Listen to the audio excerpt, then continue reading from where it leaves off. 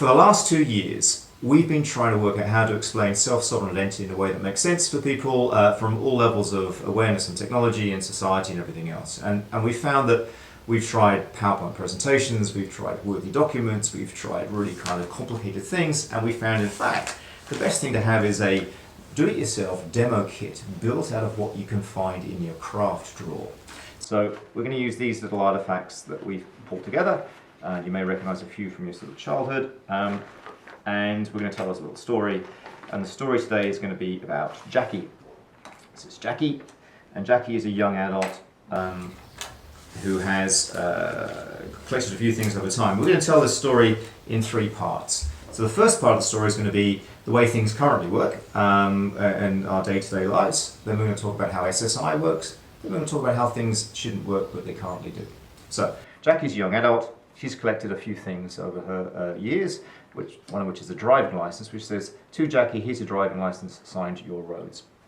And she's also in an apartment that she wants to find a better apartment nearer her work, and she's paying a few bills in the apartment. So she has a utility bill signed, "To Jackie, here's your utility bill, signed your utility." So she's found a great place that she wants to rent from a great company called Highly Rated Rentals. And she's gone to Highly Rated Rentals and said, "Well, I love the property you've got, I'd love to rent it." And they go, "We'd love to rent it to you, Jackie, but you need a bit more information than just these 2 pieces here that you've got. You need, in fact, your bank account details as well." She says, "Oh, I've just signed up with a new bank. I haven't got the statement yet. I'll go and get the statement from them." So she goes and speaks to her new bank, called Your Bank. She says, "Hey, can I get a bank account statement, please, that I can use to prove stuff for my rental agency?" And they go, "Yeah, no problem. Jackie, here's your bank account details." So she takes these 3 documents with her over to the offices of Highly Rated Rentals and hands them over, and they take copies of all the stuff that she has, which is kind of a bit scary because they now have copies of things that are very, very specific to Jackie and can be used for all sorts of identity thefts. So we really hope that Highly Rated Rentals actually store things very securely, because it's a bit scary if they don't. They tell Jackie that we'll have to process these documents. It takes a little bit of time, a day or 2. So Jackie goes back home, waits for a while, and there's a phone call from Highly Rated Rentals who say, "Brilliant, it's all gone through, it's all fantastic. Please come back to the office and sign the rental agreement, pay your bond, and we'll give you the keys." So she goes back, does the payment, signs the agreement, and takes the agreement back with her with the keys. So now she has these things. And she's keeping these things in drawers, in her purse, and so on. This is like the normal physical current world that we all are living in right now. Now, I want to show how SSI can work, which is just like this, but just a bit better. So we're going to take a couple of steps back, like this. And now we're going to give Jackie something that's really kind of flashy, which is Jackie's digital wallet. Okay, so now we're going to put these things inside a digital wallet. So this thing now becomes a thing called a verifiable credential. So it's an electronic document. It's signed in the same way. So it says, "To Jackie, here's a driving license, signed your roads." She holds it inside her digital wallet, and she can choose to use these things whenever she chooses to. It's much the same way like a physical thing works. She can show them to somebody if she wants to show them to somebody. The issuer of these things doesn't need to know she's showing it to them. She can show whenever she likes. There's no need to kind of go back to the origination and say, "I want to show my driving license." So if she shows it independently, she shows all of it, only some of it, or maybe even does a thing that's really clever called a zero knowledge proof, which says, "I have a driving license," and that's all you need to know. So she now has these 2 things. She's now speaking to this really super duper Highly Rated Rentals. They say, "Brilliant, we'd love to rent you the property, Jackie. We can do it in minutes now instead of hours." We still need the same amount of information though, because the law hasn't changed. So we still need to provide the same kind of confidence, if you like, about you, and that requires the law, as legal requirements are in Australia, a certain number of points of proof. So she still needs the bank account statement. So she goes to this new fantastic bank and says to this bank, "I'd like to have a bank account details, please," and they can do this thing over SSI. So they say, "Brilliant, Jackie, here is a credential signed by us. You can have in your wallet saying you have a bank account with us." So she now has these 3 things. What Highly Rated Rentals do is they send her a proof request. So an ID proof request arrives in her wallet. So her wallet's like a thing on her phone. It says, "Highly Rated Rentals would like to know these things from you, and you've got these identity documents inside." So she can now respond to Highly Rated Rentals with a proof response. And the proof response is, "Highly Rated Rentals, here are 3 things you wanted to know, signed Jackie." So Highly Rated Rentals can do 4 really important checks when they receive these things. They can say who issued the thing, Who issued it? Was it your bank? Was it the utility and so on? Was it given to Jackie? Did Jackie change it at all? So she given herself more money or less money or something funny?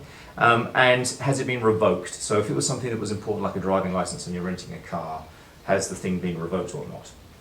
Now they can check this stuff by looking up the signatures of the issuing authority. So they need to look up these signatures in a place that's trustworthy.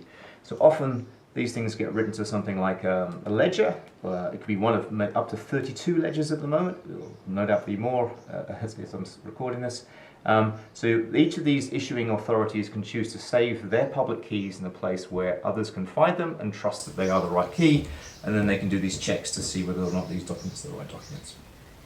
So that's it. So within minutes, they do all the proof checks, they find that it's all okay, and they offer Jackie a rental agreement to her wallet, which arrives in her wallet saying that Higher Rate Rental would like to offer you this rental agreement, do you want to accept it? And that, if she goes accept, then these things end up in her wallet with the other items that she's already got with the other issuing authorities. And that's how it works. So it's just the same pattern as before, but it's now using a digital wallet, and it's much more kind of trustworthy because there's less need for highly rated rentals to record stuff and save stuff in ways that may be unsafe.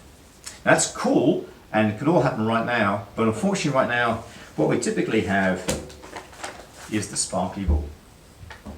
So we have a sparkly ball, and the sparkly ball is every one of the current digital identity models, or the most common models, use a structure where there's a trusted third party. So that means that people like a government, so in Australia, my GovID or other solutions, Post Digital ID, even things like Apple ID, log in with Google, log in with Facebook, they all require you to give them some information. So with these systems, what you do is you give them some information. So you give some stuff about yourself to the third party, and in return they give you an identity. Now, the other receiving parties can say, yeah, we log in with Google, Facebook, Apple, my GovID, whatever, when you go and use a service here. If you choose to use that ID, what happens is that the issuing party, the ID provider, gets a little message, a ping if you like, that says, at this point in time, Jackie tried to connect to your bank.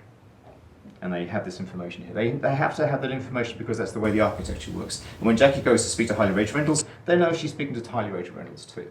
So really good companies, such as Apple, may have privacy rules that say, we'll only remember this for 30 days, but they do remember it for 30 days. Others might remember it for kind of ever, and they might use it for all sorts of interesting reasons that you may or may not want them to do.